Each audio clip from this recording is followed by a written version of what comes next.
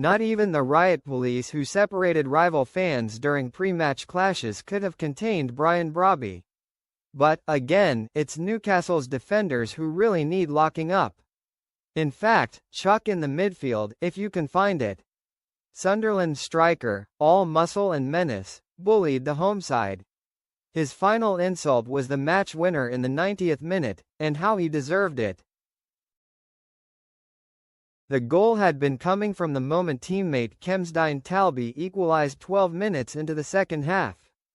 Granit Xhaka passed through the middle of the pitch, a stretch of unoccupied green to rival the nearby Leazes Park in size, and the ball found Noah Siddiqui.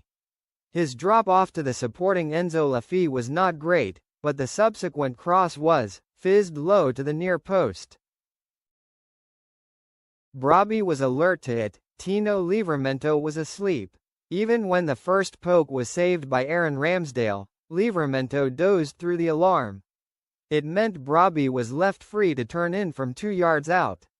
He tore off his shirt as if at a weigh-in, but this was no contest. He had been sparring a division above all afternoon. There were 7 minutes of added time, but by now, Newcastle were a mess, a patchwork quilt of starters, subs and, to be brutal, slackers. They were gifted a 10th-minute lead but did not know what to do with it. There was no control in midfield, little cohesion in defence and, in attack, composure evaporated the moment Anthony Gordon applied a fine finish for the opener. And this was the derby Eddie Howe and his players could not lose, not after Wednesday's 7-2 defeat in Barcelona and, more so, not after December's 1-0 defeat at Sunderland. They lost again. They last won a Tyne-Wear derby in the league in 2011 and they can have no complaints. There were boos on full-time and they will echo through the entirety of the international break and beyond. There is no excuse when you have not performed and have not delivered, said Howe. We have not done our jobs well enough. I understand the reaction at the end.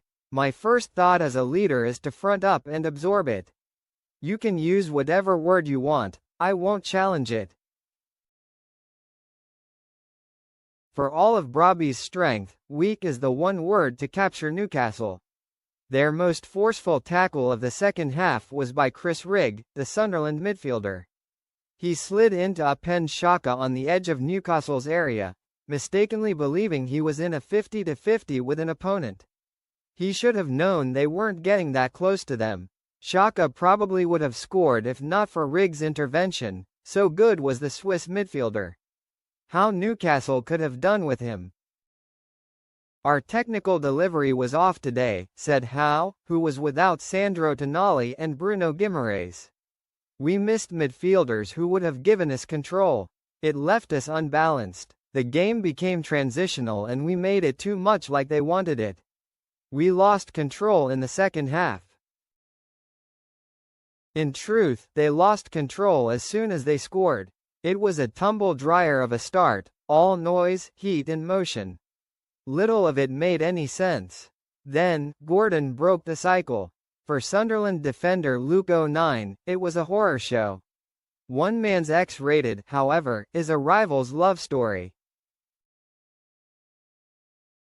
09 attempted to play a pass from his 6-yard area after a short goal kick but found Woltmade, and the German's interception found Gordon. There was a chance for O'Neill to make good on his error but what he did was bad, charging towards Gordon who gleefully skipped by. Reinvented as a striker in recent weeks, Gordon looked like one here, finishing low across Melker Elborg. He later skied 2 chances that were a reminder of his origin as a winger.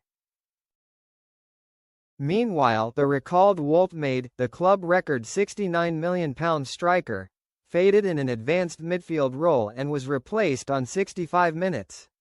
Howe, who lost Tonali to injury this week, got it wrong by not selecting a more energetic and aggressive midfielder as replacement for the Italian. That is not a criticism of Woltmade, but he was a luxury amid the blood, studs and thunder. The early goal, though, was exactly what Newcastle needed after the pain of Barcelona. Sunderland's defending was like theirs had been in Spain. The difference was the visitors this time did not collapse like a pack of cards. Rather, they played their joker, Brobbey. They had one tactic and only needed one: hit the big man, and he'll hit anyone who comes near him.